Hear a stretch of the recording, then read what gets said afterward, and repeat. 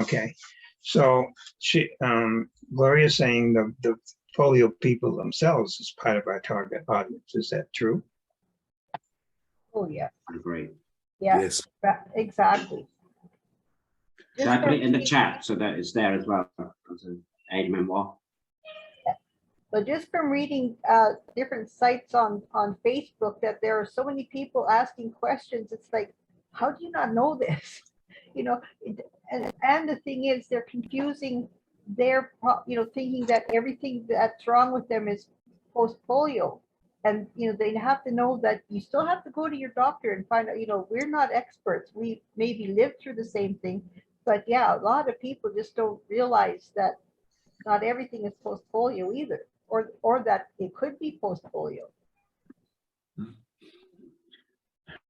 You get everybody. I've used this example with you before, Ken. I've even been asked by somebody who turned around to me and actually sent me an email and said, I've developed gout. That's got to be caused by my polio. To which my answer was, no, it means you're drinking too much, or you've got there are other causes for gout as well. But everybody's looking at it and they're saying it's all got to be back related to the old polio. The problem is the audience as well, the polio survivors, have got to realize that we are the same as everybody else. We can develop all sorts of other conditions. I know of polio survivors who've developed multiple sclerosis. And, and then you try and split which bit of the disability and how fast they're going down is from one or the other. I've also known to be getting things like late onset leukemia. And they say, it's got to be the polio. It's not. It's a matter of you've got to somehow define between the two and go down through that. And it's the real problem, I think, as well, in educating the polio survivors is that it is a diagnosis of exclusion. It is not, somebody will correct me on this one. Sherlock Holmes used to say, when nothing but the impossible is true, it must be the impossible. When you've eliminated everything else, it's got to be that. And even these days, you're in a situation where we're getting people who we're going through with MRIs, EMGs and such like, and they never actually demonstrated real polio paralysis, or they had something akin to. And if you go back into the generation which I am, the first thing that happened was, oh, your child's got flu. It's got something like that, and then it ended up on going through on that basis. You've got to be able to differentiate them, and also to actually explain to the polio survivor that we are subject to the normal ailments, medical problems, conditions, and everything else that the rest of the population is. It just happens that we got something else as well.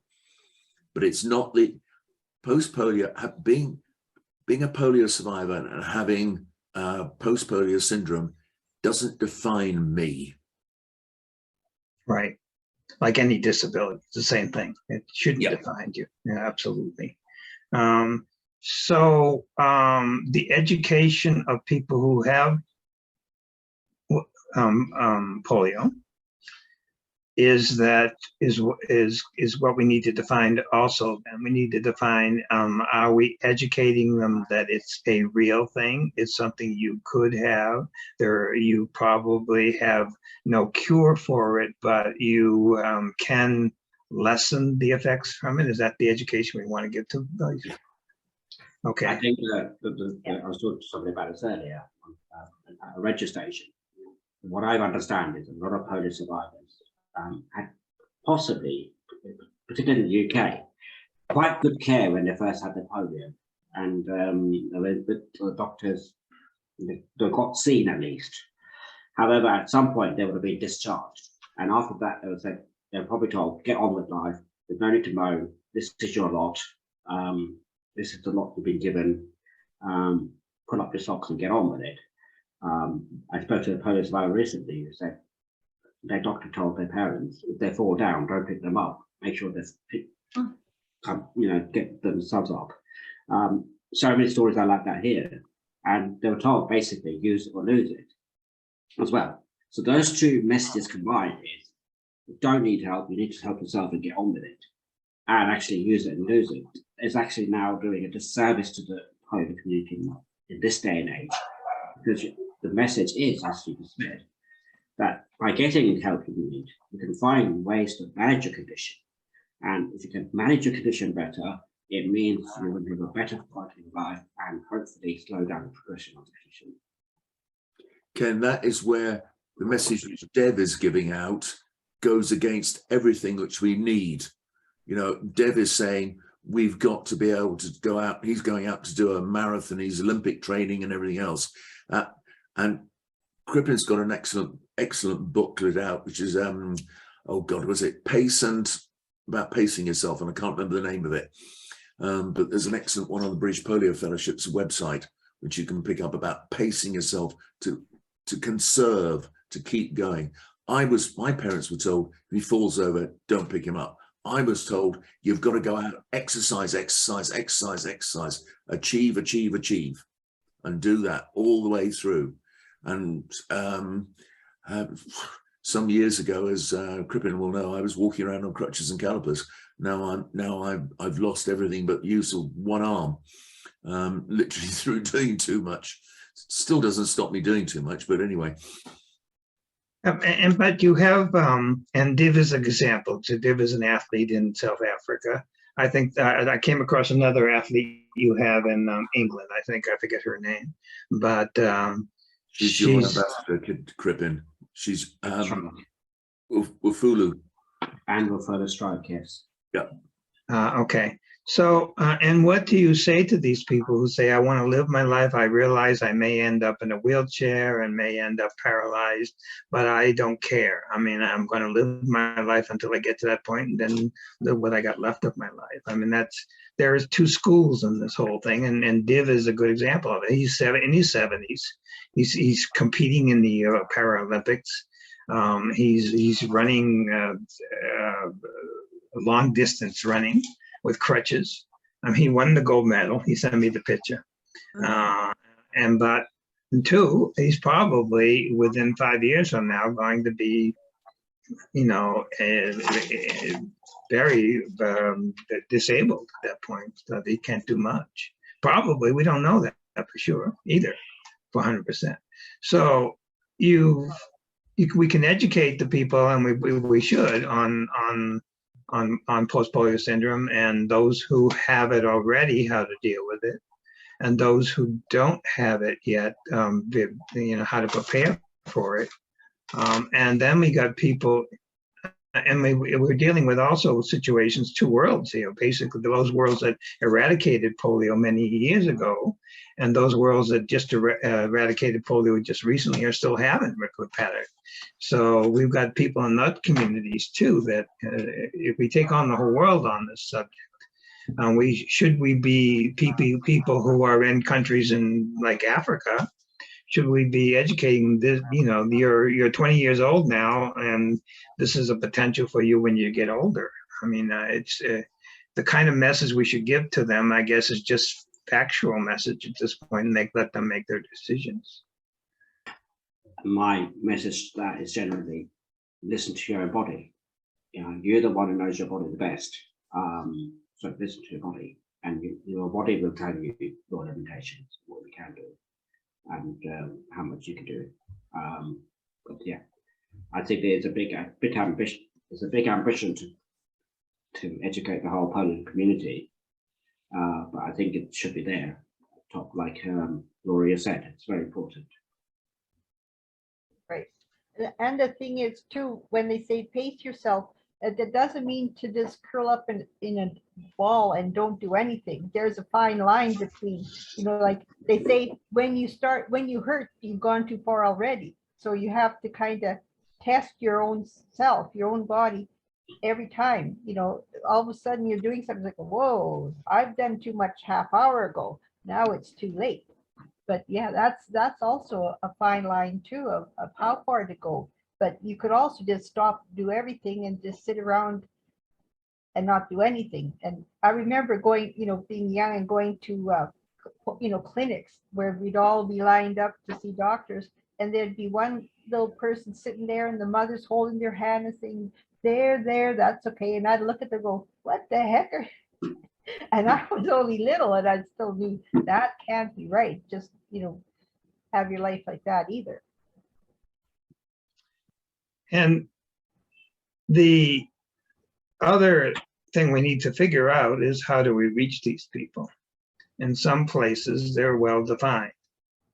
And other places, they're not so well defined. So I guess we start with the area where they're well defined as to who we can reach. And those are, once again, are the more countries that have been eradicated for years. People, we often know who the people are.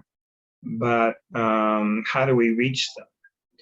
I have to say, actually, it's not as clear cut as that, because in the UK, we think we've been quoting 120,000 for years, Polish survivors. I think that's out of date.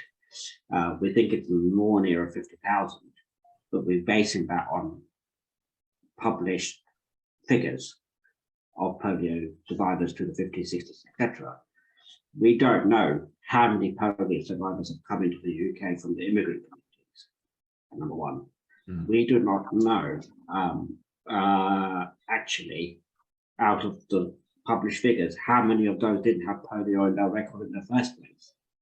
And there's a fair number. Our ex-chairman, Pam Jones, in a wheelchair, she was in an iron lung, which is young. She remembers the polio journey, didn't have polio on her record. So she wouldn't have been counted for in that figure that I'm saying, the 50,000 figure. So although we say it should be quite easy to define in countries such as the UK, North America and Europe, it's not as that simple. And it's the same, I would suggest, across Europe. Because when I went to the EPU recently, a lot of them said, we think that between 10, 20,000, 10 and 50,000, there's a broad spectrum.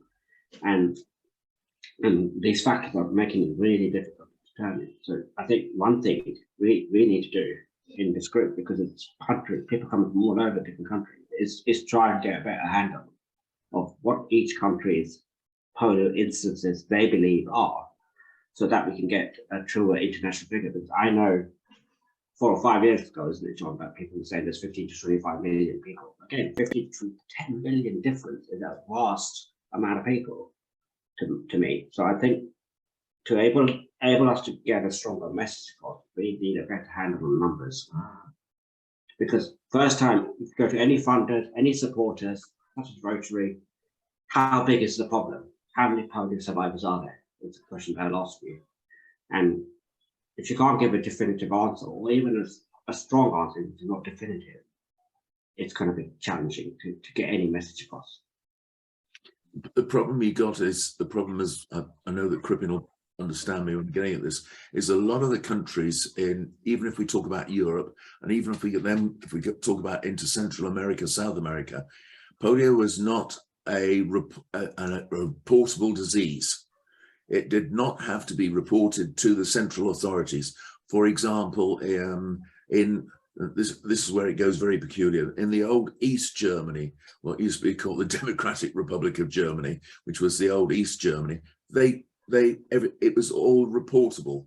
They had to identify it went down, and it was records. West Germany, it was recorded in the French Quarter while the French were in occupation of that part, but not in the British Quarter, not in the British controlled part or the American controlled part. Now, nowadays, which we can't do these days, but the last time I was able to, I was talking to Russian doctors, and the Russian doctors turned around and I was saying about, how do you deal with post-polio syndrome? There is no such thing. It does not occur here. We have no such thing. And the same has been happening just north of you for a long time, Ken. Mexico denied that it was there. And it took a lot of fighting to get the Mexicans to do it. And it's also taken a lot of fighting in Spain proper for the Spanish to understand, as Crippen will know from talking to Mario in Prague, the Spanish government and how it went with the Spanish government was, if they denied it, even though they signed up to the WHO classifications, if they denied it, they didn't have to give benefits. They didn't have to decline it. They didn't have to show it as a disability. So, and then again, on top of that, you've got to get to the how do you get to the population? Any disability group around the world which looks at a specific illness, neurological, hematological, or whatever it might be, it's very lucky if it even ever attains a 10% penetration rate into the community of that situation.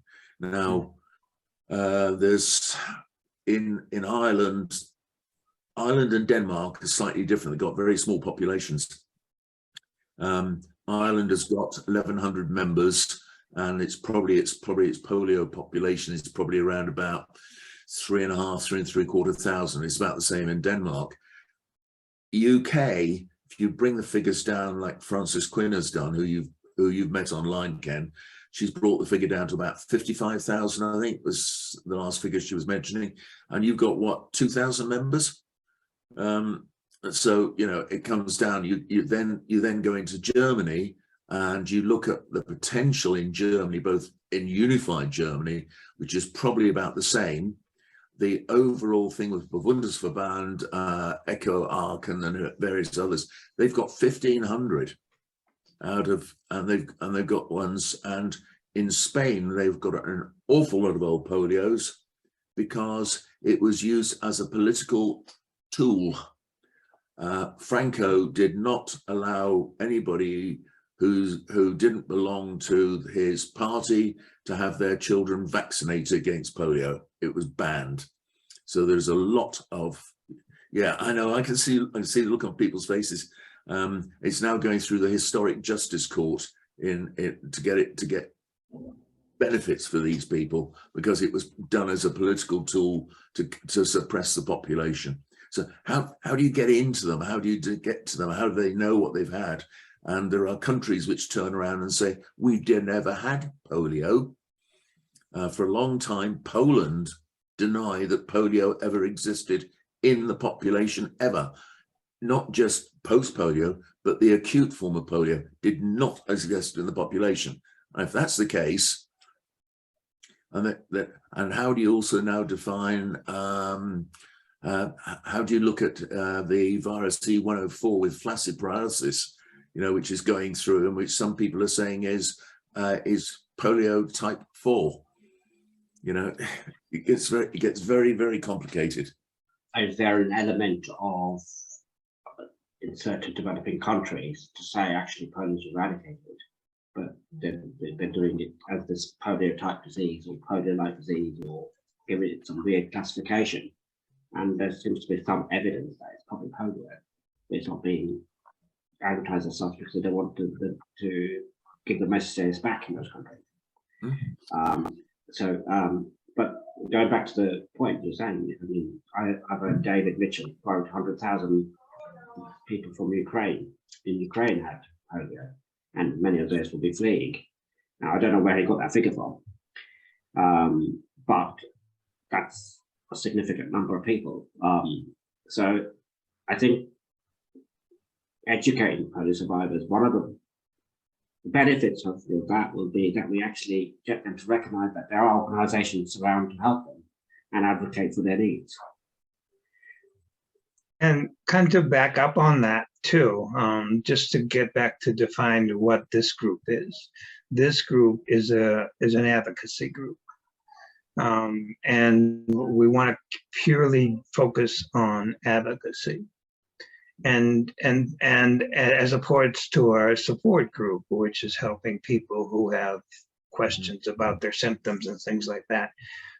We're not looking to get into that. We're kind of a marketing group for post-polio syndrome. So being an advocacy group, one of the things our role is to drive people to the right direction, drive them to the right direction. So for example, I've worked with John on a couple of cases where people in Mexico wanted to know, where can I go for a support group? This gentleman in India was looking for information on stem cell well, we're not going to answer that question for him, but John gave me a person that he could write to and talk to. So we're here as a tool for them to use to get to the right people to get better information. So that's what our role is here. It becomes a fine line too, because when you become an advocate, you want to be informed. So you need to have the right information before you can be an advocate. So part of what we've done up to this point, we've had the medical people here, and we'll have again a therapist this time, is to just get people to get their information correct before they can go out and do any advocacy. So, but once again, we are, I don't know what the right word is, but we're a channel that people go through to get to the right sources that they need to get the right information. We can, but we're not really going to give them advice on how to deal with certain symptoms that they're dealing with. We're going to turn them to sources that will give them that information. And some of them are not just the support groups, but they're also organizations that are publishing information about post-polio syndrome. So when we say we want to reach the audience of people with polio, we do. Well, we want to reach them and say, okay, you write to us and tell us you don't know what to do. This person in Mexico was like, I'm having symptoms, I don't know what to do. I'm getting scared. So she was a particular kind of person we could help. And now say that, well, there's a support group here in Mexico that will help you. And we turned her to it. And that actually has helped her out in that direction. So, so that we got to keep it gets a little fuzzy as to what is an advocacy group and what is a support group, because some support groups are advocacy groups also. So, but we're trying to purely focus on advocacy and get the word out that there are places you can go to get answers to your needs. So when we do marketing, that's what we need to do, is say, come to us and ask us a question and we'll get you to the right place. There's one other big area, we said, who are we going to, what's the area to be addressed? The biggest advocates for polio survivors are quite often our spouses, our children. They're the ones who when you say polio survivors, you've got to wrap the whole family into it, because it is a situation which encompasses the complete nuclear family. Because if you've got a parent, or if you've got a parent or a child or a niece or a nephew or something like that who has got a disability, that actually affects everybody. And a lot of the biggest advocates for polio survivors are in fact wives, children and such like. And they go through there. We've got to wrap, somehow or other, they go around like an outer shell. You're almost looking like a peanut with a sugar coating and sweets and chocolate around it. The polio survivor is the one in the middle, but the rest of them are still doing a supporting role, and they've got to be informed as well, because there's an awful lot of people, and I've come across a lot, and I'm sure that all of you have, where you turn around and say, I've got post-polio syndrome, and they go, oh, it's rubbish, you're just getting old. You've just got that, it's aging, it's nothing else, no such thing as that. And there's other people who've turned around and said they've suddenly come up with symptoms, and it's been proven one way or another, maybe through a very painful test called a titter test, that they actually did have polio. But and people turn around and say, we don't believe you, you never had polio, you're not paralyzed. So we've got to look at, we've got to extend it out, not just to the polio survivor, but it's somehow or other got to encompass the whole thing. I don't know how, but I think we've got to advocate. We've got to run advocacy service for the advocates for the polio survivors who need to be advocate for themselves almost. I know right. It's layers within layers and intertwining. It's a bit like a decision tree. Right, exactly. And so when we talk about we want to reach the people who have polio, we want to reach them and let them know that we are a resource for resources. And please, if you feel you want to educate yourself on this, come to us and we're going to get you in the right direction to educate yourself on that. We're not going to necessarily diagnose you. We're not going to say you have it or you don't have it, but we're going to try to get you to people that can help give you that answer on that. So that's the message we need to get out to people who have polio, that we're here to help you. And how we do that, it has to be many different avenues to do that. Obviously social media is one of them, but there are organizations we need to reach out to help people and understand that we're here. So we got to think about that. You know, what are the avenues? To me, Rotary is one of them, because Rotary has 1.4 million people around the world and already has a passion for people with polio because of eradication. And if we can somehow get a message out to them, they can start reaching out to people that they know. But another one, of course, is the medical profession. But we've got an issue that we deal with first. It's most of the medical profession don't even understand it or even accept it that it exists.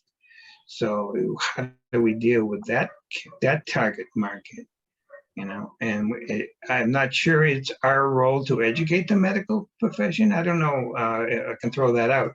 Is it our role to educate the medical profession? And if it is, how do we do that? If education is part of what we're doing, I guess it's our role to educate the medical profession. I'm just throwing that out. I'll tell you who Same with polio survivors. Sorry. Yes. It's the same as the polio survivors. If you're going to tell them there's a tool here, there's an advocacy group to help you, to signpost you to the right place to get help. Same for the medical profession. You know, there are organisations in each of your country that can give you information about polio to help your patients. The biggest educator of the medical profession are the polio survivors themselves. Frans Nollet, who's a distinguished leader in the field of PPS in Amsterdam.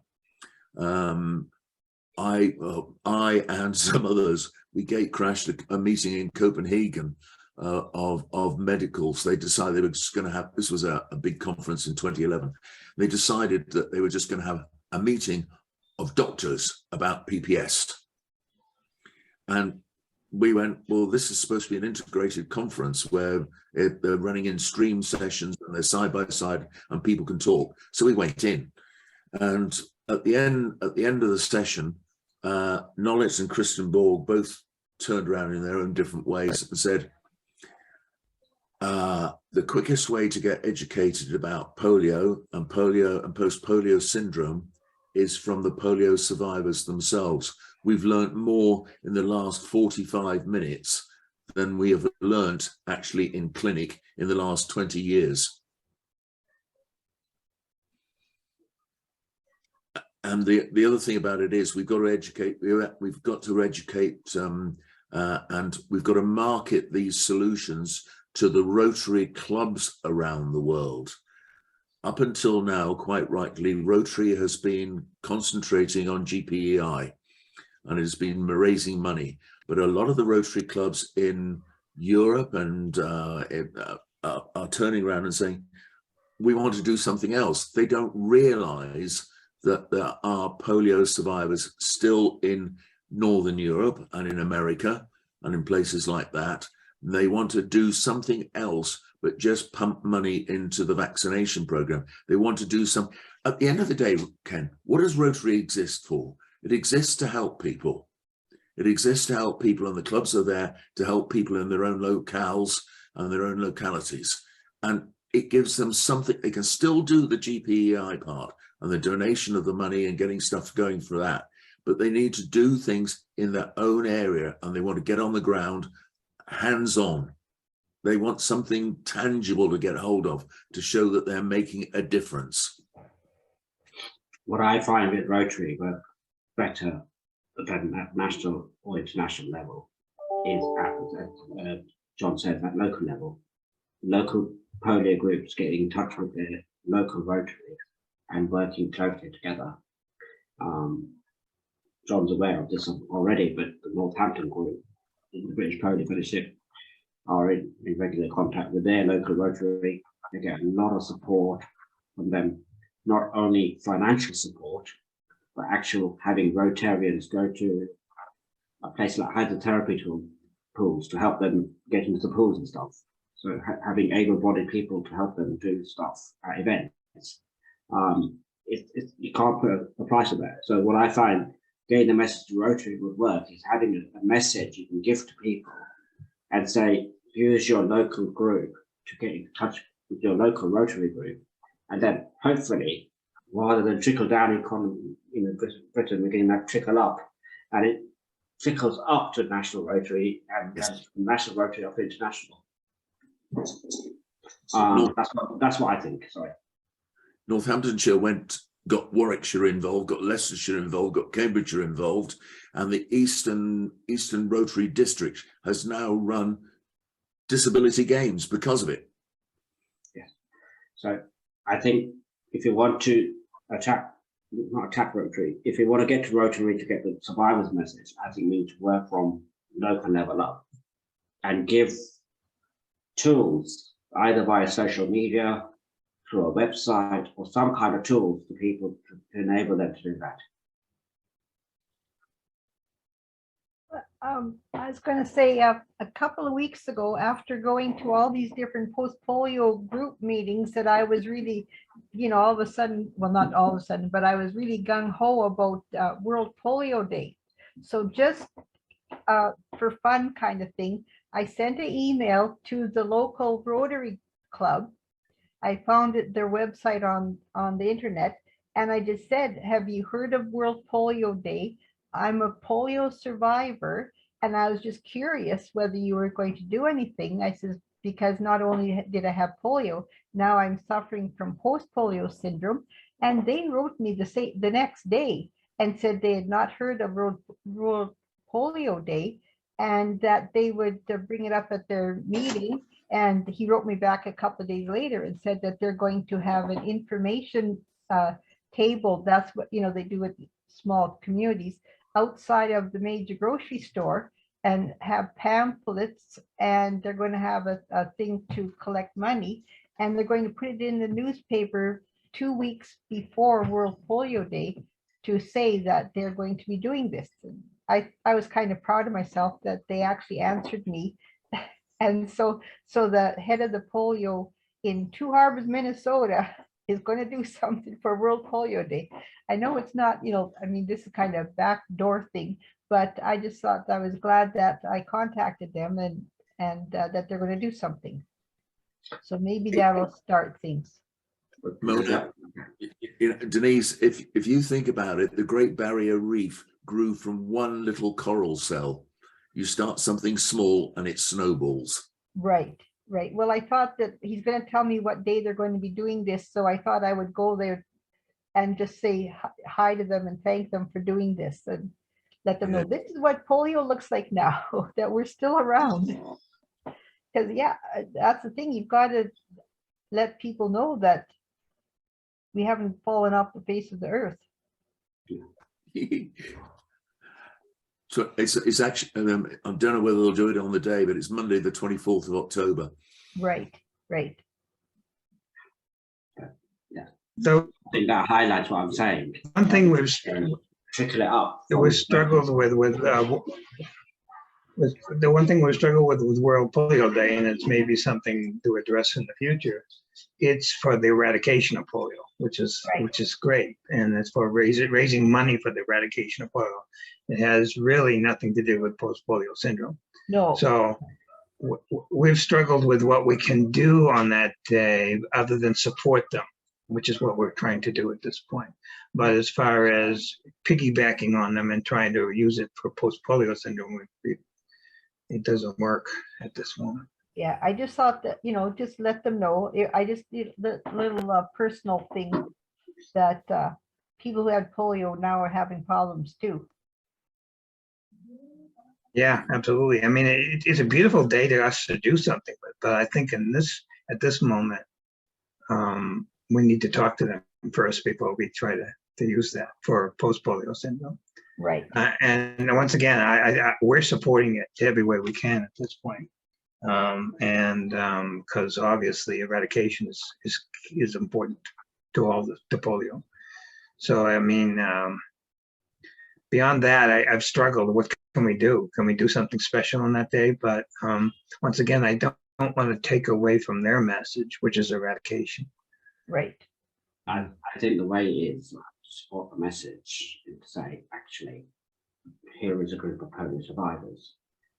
The reason why we want to eradicate polio is because we don't want any more survivors. We don't want any more Exactly. reasons. That Oh, it just, that's a it good just point. didn't end by having surgery and on there you go. And then all of a sudden 30 years later, it's like, oh my, I didn't know this was going to happen.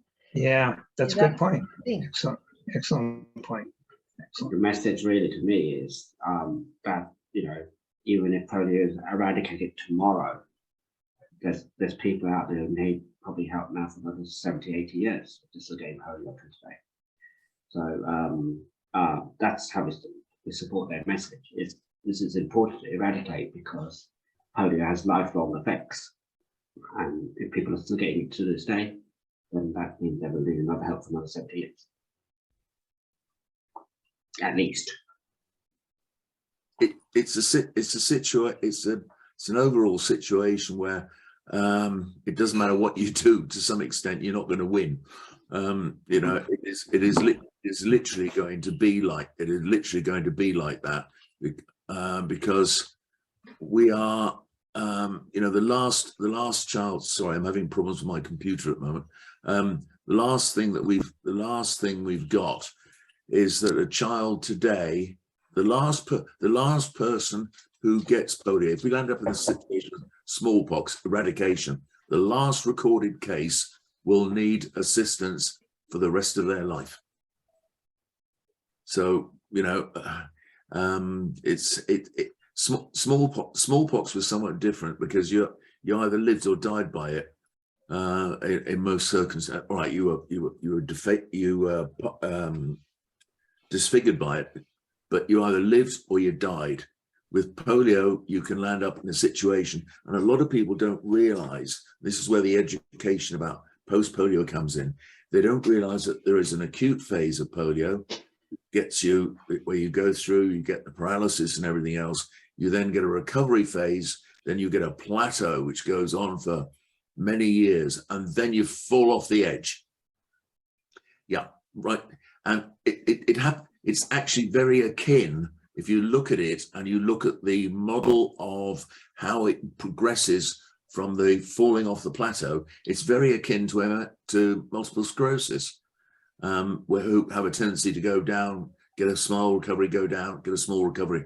I've gone down a few times, bounced back up, perhaps 1 or 2 degrees, and then gone another 6 months and then fallen off the cliff again. You just keep falling.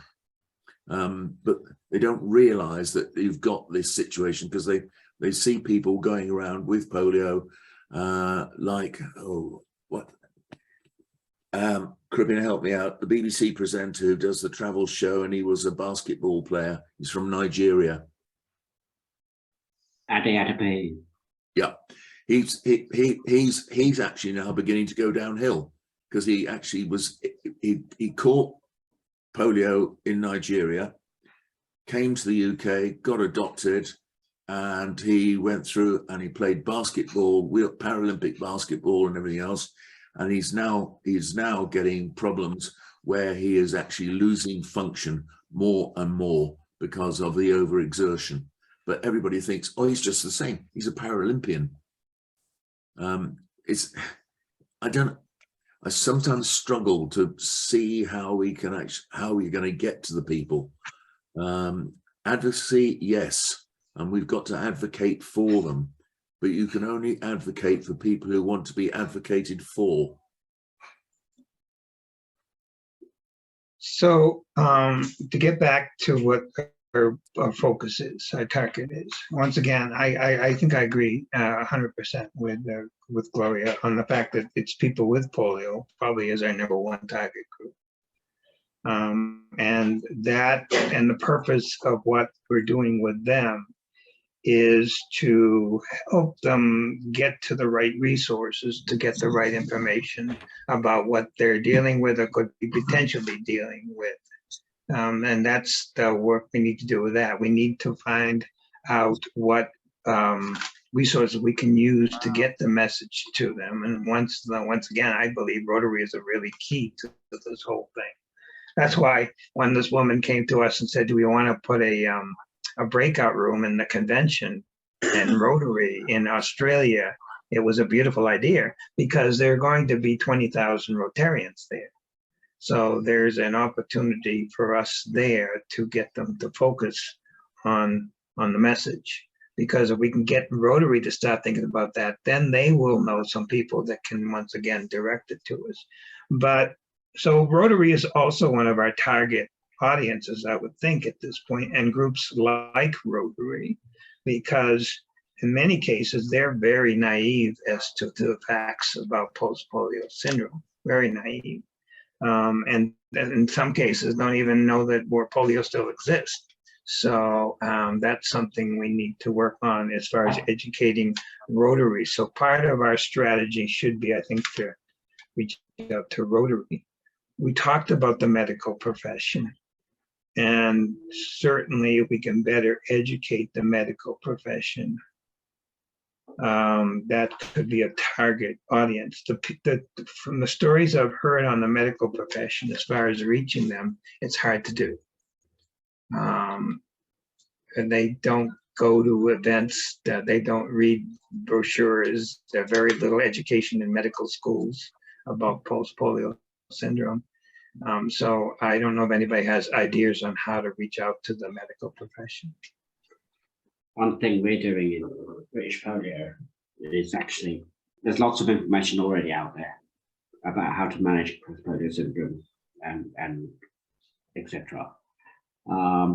So there's nothing really new to say on that. So one of the things a lot of other neurological conditions are doing in the UK is creating something called the optimum clinical pathway. And basically that's a flow chart. So if a person presents to their doctor and says, I think I've got great effects of polio, post-polio syndrome, there's a flow chart for the doctor to follow through. And that is being adopted for other neurological conditions by the NHS. So it's something that NHS is advocating for use. Now, we're hoping to develop one for polio, electrophoresis polio, PPS, so that when the patient does present and say, I think I've got post-polio syndrome, they've got a pathway to follow. And for us, it's for 3 reasons we're doing this. It's to educate the medical profession, number 1, but also give them a tool to use when they are presenting with the patient. Number 2, it's to actually identify where there's gaps in service in the UK. So is there enough physiotherapists around? Is there enough respiratory consultants? Is there enough sleep clinics, fatigue clinics, pacing, whatever it is? So to identify gaps, so then we can advocate to UK governments actually, we need more physiotherapists, we need more this. And third thing is going back to the polio survivor. So the polio survivor can see a tool they can follow how their treatment should go. The other problem is that generally post-polio syndrome will need a multidisciplinary approach. So one of the things I'm going to probably advocate for this is done is say we need a single point of contact for care for polio patients, because at the moment what's happening is they're going to see a neurologist. Neurologists refer them to rehab. Then they might get referred to a pain clinic or a respiratory consultant or a physiotherapist or an OT. So I think that's one way is to provide information tools which work with the different countries' health systems to enable them to be adopted, but so that the medical profession does have this tool. So I don't know if that's a bit too ambitious there, sorry. No, but the problem is, Crippen, that you're very fortunate in the UK. You've got a free at point of care service. And in some other areas, you're looking at it where you've got you may be insured through Blue Cross or whatever it might be like that.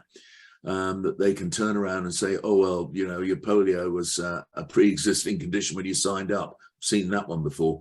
But the other one is to educate the social insurance schemes around the world, because one of the things that a lot of people need is money to be able to overcome their polio.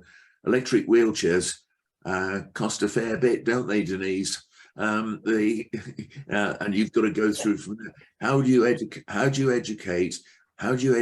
and actually get through into Medicare or somebody like that they've got to be able to provide that sort of care as a requirement, not as and educate those people about post-polio syndrome so that it goes into the benefits social insurance schemes in countries around the world under whatever scheme they've got.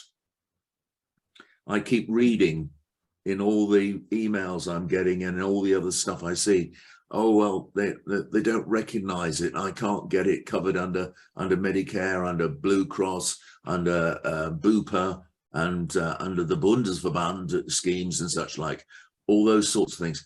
They're not understanding what it is. So we've got, you know, you've just come down, you've actually just thrown open another area of advocacy where you've got to educate those so that you advocate to those people to look after the old polios. You know, you've got layer on layer. I can see you scratching your head, Ken, and wondering what the hell have we got ourselves into. But it's polio survivors, the families, the governments, the medical profession, the social insurance schemes. They all interlink one way or another. They do. And once again, if we look at the big picture, we're going to be overwhelmed. Yeah, I know. So we gotta keep focused on what is it we can do. I think we should have maybe just take one group at a time. Yes, I'd knock off the polio survivors first and then go for Rotary after it. Yeah. Yeah, What about exactly. some of the medical journals? Couldn't they be approached to see if somebody would be interested in doing an article, something that you know is well read? And more than one, I mean, doesn't have to be just the Canadians. It can be in many countries where these medical journals are distributed and well read. And there's online versions, I'm sure, as well as the print versions. So that would kind of get the word out. I was swimming yesterday and I ran into a woman. I see her all the time at the pool. It's a therapeutic pool. And it's a soak and stretch session. So you're allowed you got freedom to do whatever you want. And people will utilize the pool for various exercises. And, you know, there's no kids in the water, so there's no commotion. And anyways, she came up to me and she said, does swimming help you? And I said, oh, absolutely. It helps me be the best version of myself. You know, if I was, I could do it successfully, whereas I can't jog or play tennis or some of the other things that people might do to maintain physical activity. And she said, oh, and she told me about her brother, and her brother lives in Edmonton, and he had polio when he was 5.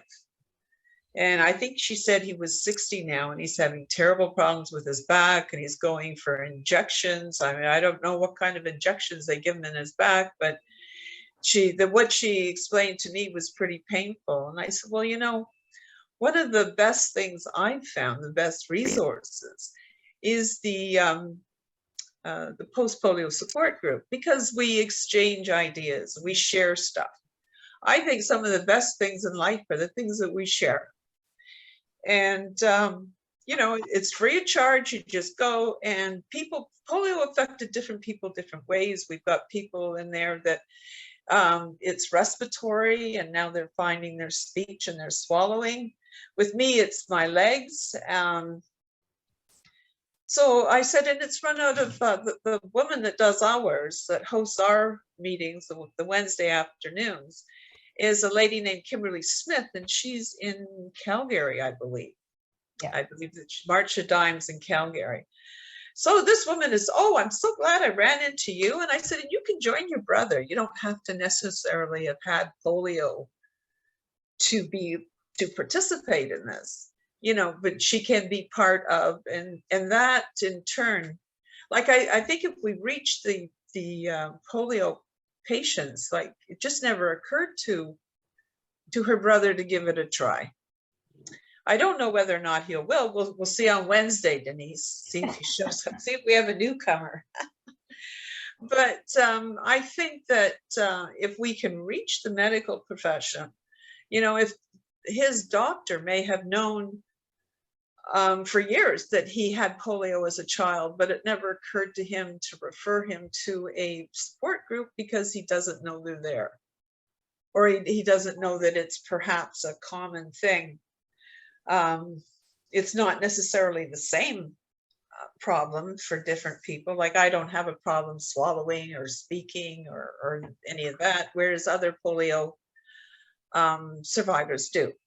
Their nerves and their spine was affected differently, different areas of the body, and so although we're all unique, it's the things that we pick up and share each week that makes a difference in the everyday life that I live. And not everybody swims, that's for sure. I'm the swimmer, me and Martin. And I think that's it. But I mean, it works for me, and it might work for others, you know, so. Ken, Crippen and I have just been having a little sidebar chat.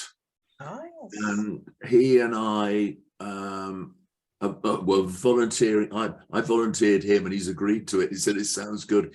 He and I are willing to try and put together an outline marketing plan for you. Oh, great. That would be super, because that's what we need to do at this point. If we have a plan, then we won't be going in a million directions. We'll be going in the direction of the plan. So I like that idea. It'll be an organic plan, so it will grow. Okay. We'll start off with headlines, then we'll have to flesh it out. But it'll be organic. It's not going to be, you know, this is it, set in stone. We can't do anything else. Yeah, of course. It goes through from there. Yeah. I love it. Thank you. Thank you. And Gloria, what you did is advocacy. What you did was advocacy. Yeah. So you're doing exactly what we want to do. You're bringing attention to people to bring them to a support group. So you're a good example of what we're looking to do, and being an advocate. But getting back to the marketing plan too, and the other thing with the medical profession, we're talking not just doctors, we're talking everybody that's associated. Yeah. We're talking about the therapists, we're talking about the caregivers, we're, you know, anything that's involved in that. And maybe the doctors are hard to reach, but maybe the therapists can be reached, maybe the caregivers can be reached. Maybe they should be our first approach. The other one which we forget about is actually social care, and ensuring that there's it's not just about medical care, but it's ensuring that there's correct housing available, mental health support available, all those sort of things. Can a person with Posr-Polio sort of get adequate housing for their needs? You know, can they get employment? All this sort of thing, I think, particularly for the younger groupings. So it's the medical profession, but it's also what I care on local and government level social care providers to ensure that there's the network infrastructure in place in local communities to support people with polio. Okay, sounds good. So to conclude, because we're at now 12 minutes past the hour, And I so much appreciate you putting together a marketing plan. That's going to bring us steps forward that would take us time to do that. So it's something we can put a draft in there and then start kicking it around. I think that's an excellent idea to do that. And so I think what we concluded today, that we're going to focus on people's polio. That's one of our target markets. We're going to also do some sort of focus on the medical community. It may be therapists or caregivers to start with, or another area that would do that. Rotary is a focus for our market, I think, but it's a little different focus. Rotary is going to be a tool for us. They're actually going to be advocates for the advocates. So we need to get Rotary to buy into this, and the people there to start thinking polio exists. Post-polio is not a cure for it, but it exists. People who have it, there are sources for them to get information. So there can be advocates for us, Rotary. It's a beautiful tool if we use it properly. So once again, so it's a target market, but it's a target market for that purpose. The other two are more educational in the sense of trying to help people. So, am I agreement on that? Is that basically what we're looking at right now? Yes. Yes. Right. Yes. Yes. Albeit it would be Great. actually quite interesting to find out, if we're targeting Rotary specifically at some point, is to find out how many Rotarians are polio survivors themselves. Oh. And we don't have that statistics. We don't have that statistic, but that would be great information to have. So we can almost use that as a tool, almost to get in front of more Rotaries and say, can we contact, say, National Rotary or International Rotary and say, we would like to find out how many polio survivors are involved with Rotary. Are you willing to take the survey out? And if you want to find out about more polio, we can give you more information on it. One of the things that Rotary has, they have a number of publications, but their key publication is called Rotary International. It's called Rotary or something. Yes. But they have a main publication everybody gets and everybody reads. Yeah. So if we could try to reach out to them and get them to do an article on this, and then encourage people who are Rotarians who have polio to get in touch with us, that will give us some numbers to work with. And then we could also ask them if there's a way somewhere to do a survey and see how many people have respond to it. That's a great idea. I love it. Yeah. And it almost gives us something to talk about. Rather than saying, there's a survivor there. It's a different story. I know in my case, I was assessed for post-polio back at the, I think his name was Parker, Dr. Parker at the West Park Hospital in Toronto. And they've since, they don't, they closed that. They didn't see a need to keep this post-polio clinic they were running there. And he ended up at Sunnybrook Hospital in Toronto. But I haven't seen him since then. But anyway, some of the things when he first assessed me and he was telling me about post-polio and some of the things that happened, I thought that doesn't apply to me. I'm fine. I'm not tired, or don't have brain fog, or this exhaustion. They spoke about this polio wall. I know what it is now. 23 years later, I know what that is now. But when I first heard it, I didn't feel that it applied to me.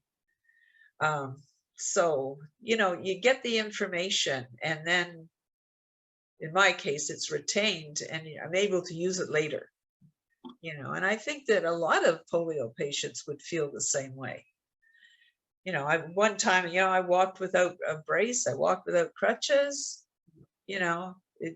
20 years ago, I wouldn't have seen myself like this, but, it's a slippery slide, right? The bar keeps going down and down, and all of a sudden one day, I hardly recognize the person that I'm looking at in the mirror. I'm not the same anymore, but it was a very gradual loss, over the years. And I think it's important to, what you just said also as an advocate, to get that word out. Did exactly the things that you said you were going through and gone through. I think it's important for people to hear that. So then they start thinking, well, maybe there's something about me and what you're saying. Yeah. And there's nothing there is, it's important for people to understand that they what they have. Because when they don't know what they have, they think there's something wrong with them. And a lot of times doctors or whatever will tell you you get depression or something like that. But it's important to put a name on what you have, because then people start feeling, okay, now I understand. And I think that's, once again, part of advocates that we need to do, is get people to understand that what they have is something that other people have too. Yeah. And that's where support groups really help on that. That's where the real strength of a support group is. And that's, if we can direct people to that, that would be great. So I think if, yeah, did John know, I approached Rotary Magazine one time just on an article, I forget what it was. And they said, well, it's a great idea, but we have already 2 years of articles in the works.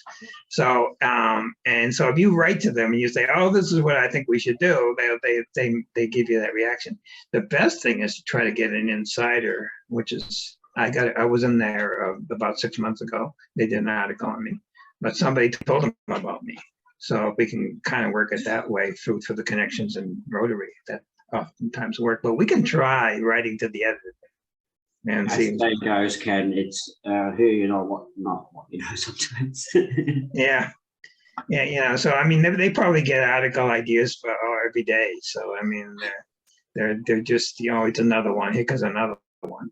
So if we can find somebody, which I have now established some connections. Stephanie Graff is actually somebody who's I know going to be talking with, so maybe we can work with her on that. Now she has that connection. Who's going to do an article about her? So that's why I sent you that note. You get in through the back door, and what we'll do is we'll give you the filling for it. All right, now we'll work on that. I think we if we can get something in Rotary Magazine, that would be a major accomplishment. Even if it's a small thing, we can get something. So that we shouldn't be one of us. Even if we can write it on the back of the 2023 convention. Yeah, absolutely. And we need to look at Rotary, how they work too, the politics of Rotary, to see how it works. There are different conventions they have. There are different events they have. Can we get on their agenda for that kind of stuff? They have every year a thing called PETS, where they train new Rotary presidents. If we can get on the PETS agenda in different places for new Rotary presidents, that would be a major thing to do too. So we're just learning how to work. And I think the End Polio Now coordinators are probably going to be a good source for us too in Rotary. So it's a matter of looking at Rotary and seeing politically how it works. And we've got a number of connections with a number of people that know how it works. So we can try to work that system there. So Krypton, what do you think would be a time frame for you to put some sort of a draft together? So I just having some chat with John here. We're going to try and organise a Zoom soon, so we can discuss some ideas. Hopefully we can do that in the next couple of weeks, John. Yep. Yeah. We'll get it done ASAP, even if it's only in very raw outline, so that we can make sure that we're heading in the right direction, and then put it out to you. We'll give it to you, Ken, and then you can send it out for distribution to go through, because we need a central point. You've got all the mailing lists sitting down there in Columbia. So you can send it out. We can go from there. Now, what are we talking about? I haven't checked my diary yet. I have to do that. But, so we're at the end of September. So we're talking end of October or beginning of November.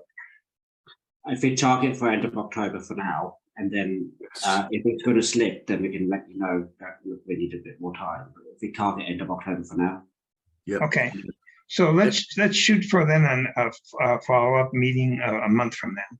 You know, I don't know what date. I'm not picking a date Okay. yet, but somewhere around 30 days from now or a month from now. Sorry, was that all right, John? Say it again. I was asking John if that's okay. You suggesting that? Okay. Yeah, I'm pretty free. I've got 1 week.